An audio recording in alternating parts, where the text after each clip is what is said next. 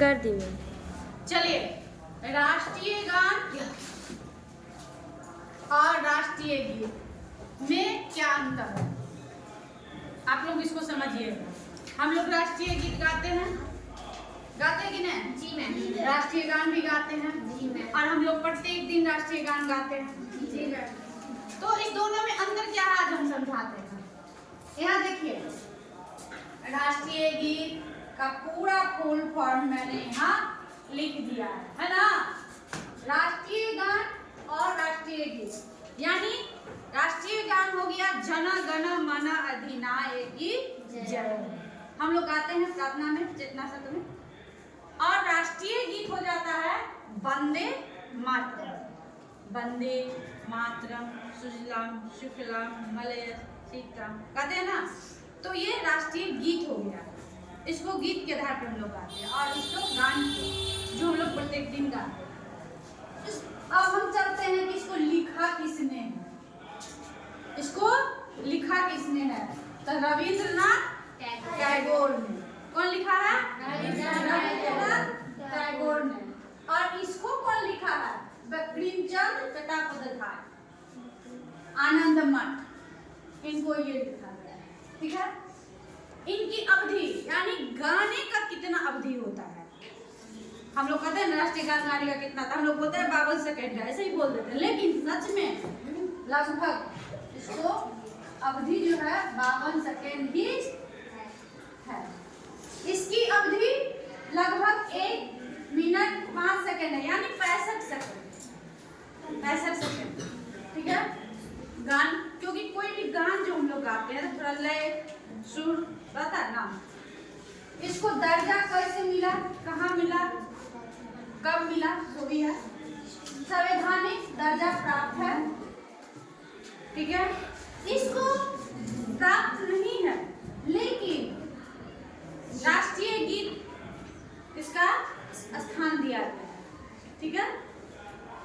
भाषा संस्कृत और बंगाली, संस्कृत और बंगाली में भाषा में तो लिखा गया है, लेकिन इसको डबिंग किया गया है हिंदी में भी, जो हम लोग गाते थे। हम लोग जो गाते हैं तो बंगाली थोड़े गाते हैं, संस्कृत में थोड़े बोलते हैं, हिंदी में बोलते हैं ना। तो इसको डबिंग किया गया है हिंदी में, ताकि हम लोग हिंदी में पूरे देश में लागू हुआ है तो सभी कोई गा सके।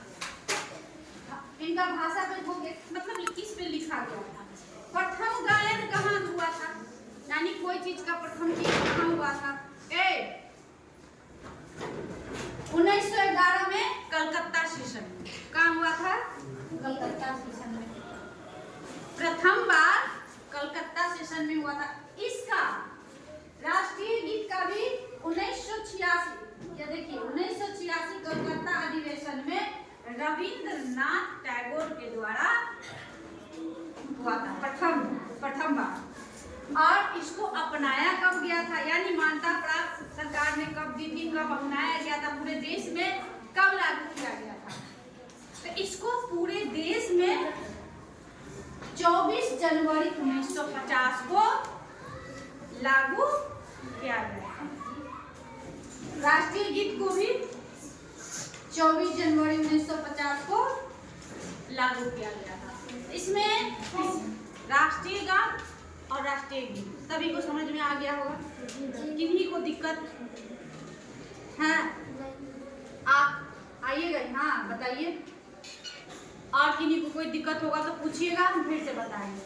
चलिए। हमारे भारत देश का राष्ट्रगान और राष्ट्रगीत, वैसे हम लोग राष्ट्रगान तो रोज गाते हैं प्रार्थना में, और राष्ट्रगीत भी हम राष्ट्र पर्व पे गाते हैं।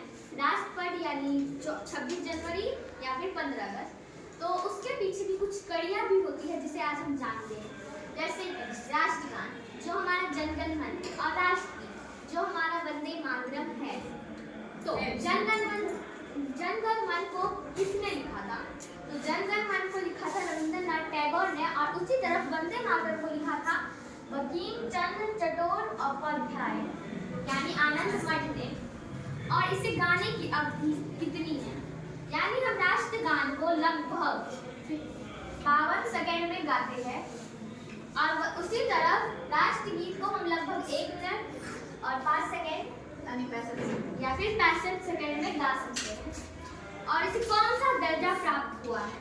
तो इसी तरफ राष्ट्रगान को दर्जा संवैधिक दर्जा प्राप्त हुआ है और उस तरफ राष्ट्रगीत को ये दर्जा प्राप्त नहीं हुआ है, लेकिन इसे राष्ट्रगीत का दर्जा प्राप्त हुआ है। और ये सबसे पहले इसे संस्कृत प्लस बंगाली भाषा में लिखा गया था और ये प्रार्थना गायक यानी सबसे पहले 1911 में कलकत्ता सेशन में इसे सबसे पहले गाया गया था और यहाँ पे 1996 में कलकत्ता अधिवेशन में इसे सबसे पहले गाया हुआ था। और इसे अपनाया कब, यानी सरकार ने इसे राष्ट्रगीत और राष्ट्रगान के रूप में कब पूरी तरीके से अपनाया? तो 24 जनवरी 1915 में राष्ट्रगान को सरकार ने पूरी तरीकों पर पूरे देश में लागू किया था। पूरे देश में लागू किया था और राष्ट्रगीत को भी उसी दिन पूरे देश में लागू किया गया था। तो समझ गए, बहुत अच्छा मानसी। ब्लैक बोर्ड के पास बुलाने का यही कारण होता है कि आप लोगों का हेजिटेशन तो ऐसे ही नहीं हम आप लोग को बुलाते हैं।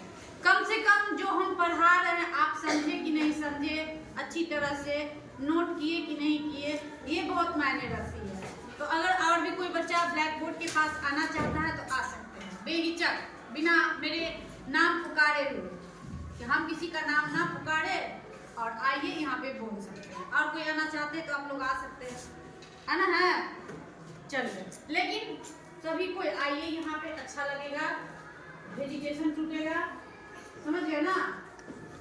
चलिए आगे से नीचे जाते उधर से आप लोग आइएगा। देखिए किताब बंद हो गया आपका, क्यों?